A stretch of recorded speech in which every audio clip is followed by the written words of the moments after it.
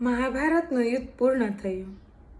પાંડવો જીતી ગયા અને હસ્તિનાપુરનું પોતાનું સિંહાસન લેવા માટે પાંડવો હસ્તિનાપુર આવ્યા.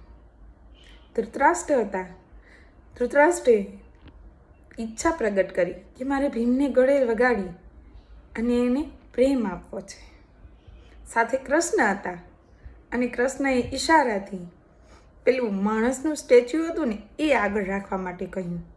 અને ધૃતરાષ્ટ્રે પ્રેમના બદલે ગુસ્સો વરસાવી અને એ સ્ટેચ્યુ હતું એ ભાંગી નાખ્યું. પછી અફસોસ પ્રગટ કર્યો. ત્યારે કૃષ્ણએ કહ્યું કે ભીમ નહોતા પણ ભીમનું સ્ટેચ્યુ હતું.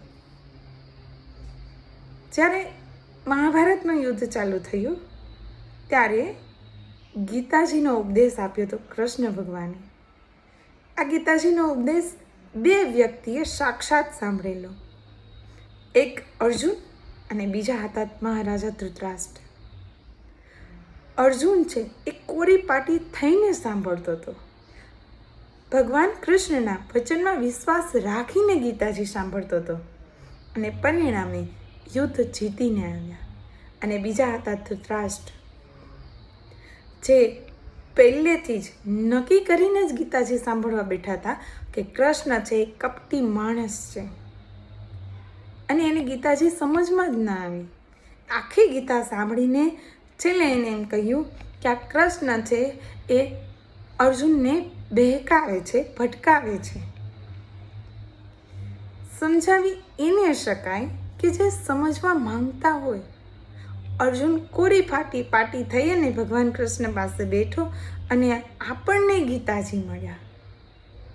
અને ધૃતરાષ્ટ્રે જે ગીતાજી સાંભળી છતાં પણ ભગવાન કૃષ્ણ વિશે મનુષ્ય ભાવ આવ્યો અને પોતાના દીકરાનો વેર લેવા માટે એને ભીમ સાથે પણ કપટ કર્યું.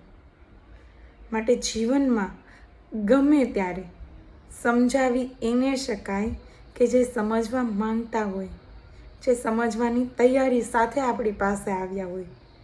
બાકી તમે લાખ પ્રયત્ન કરો ને છતાં પણ સામેવાળાની ગાંઠ બાંધી લીધેલી હોય તો એ છોડવી આપણા માટે મુશ્કેલ જ નહીં, ઇમ્પોસિબલ છે.